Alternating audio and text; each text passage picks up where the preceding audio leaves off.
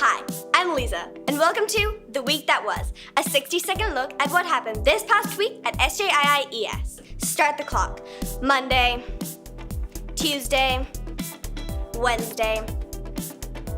Our week started on a Thursday with a parent briefing on the Cebu trip first thing. This was followed by a grade 5 to 6 language arts parent workshop that morning, as well as language arts training for staff throughout the day.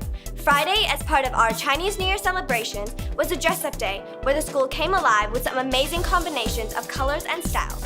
To finish up our short week, that evening, the fabulous EPSG hosted the annual Chinese New Year celebratory dinner. A great time was had by all.